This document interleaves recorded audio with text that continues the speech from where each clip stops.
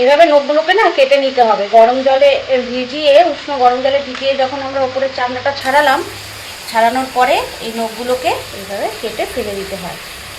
আর এখানে টমেটো নিয়েছি, বেশ কয়েক কোয়া রসুন নিয়েছি, আর আদা অল্প নিয়েছি, পেঁয়াজ এখানে কুচি করে নিয়েছি, আর ঝালটা পরিমাণ মতন নিয়ে নেবো, যেরকম ঝাল খাবো সেরকম পরিমাণ মতন ঝাল নিয়ে নেবো। নিয়ে এবার এইগুলোকে সুন্দর করে মিক্সিতে পেস্ট করে নেবো।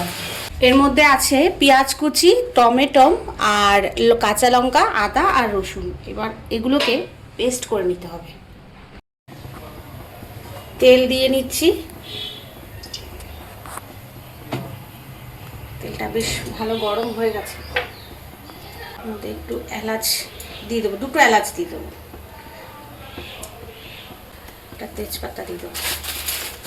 বলেছিলাম ঝালটা তোমরা তোমাদের নিজেদের স্বাদ মতন দেবে। আমি একটা শুকনো লঙ্কা তেলের মধ্যে দিয়ে দেবো।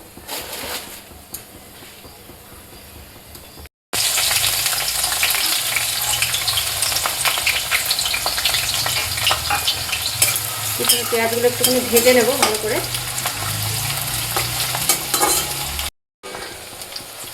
হালকা ভাজা হয়ে গেছে, এবার একটুখানি পাগুলো দিয়ে নেড়ে নেবো।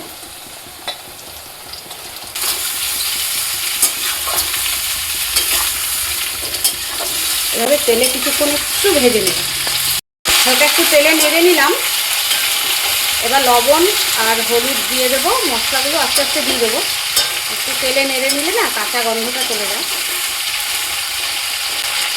এবার একটু লবণ দিয়ে দেবো, পরিমাণ মতন হলুদ দিয়ে দেবো, আবার একটু নেড়ে নেবো। তেলের মধ্যে এইভাবে নেড়ে নিলে খেতেও স্বাদ হয়।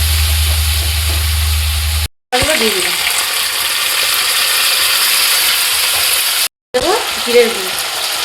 মশলার কাঁচা গন্ধটা চলে যাবে, তারপরে সামান্য জিরের গুঁড়ো। এবার একটু সস দিয়ে দিলাম সামান্য। বসে গেছে, এবার সামান্য জল দিয়ে দেবো।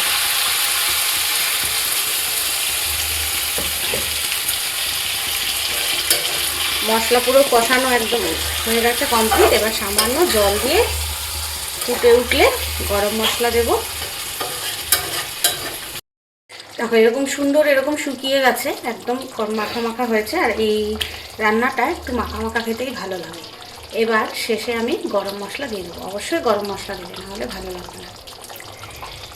একদম খুবই সাধারণ রান্না, কিন্তু খেতে খুবই অসাধারণ লাগে, দারুণ টেস্টি হয়। অনেকে খেতে চায় না, অনেকে লজ্জাও পায়, দেখাতে চায় না, বা অনেকের পছন্দ না, কিন্তু আমাদের খুব ভালো লাগে খেতে। আর এই রান্নাটা ঠান্ডা হলে না একদম জমে যাবে, পুরো জেলি জেলি টাইপের হয়ে যায়, আরও বেশি ভালো লাগে। তো রান্নাটা এখন হয়ে গেছে, আমি নামিয়ে নেবো। এবার নামিয়ে একদম খাওয়া শুরু করে দেবো।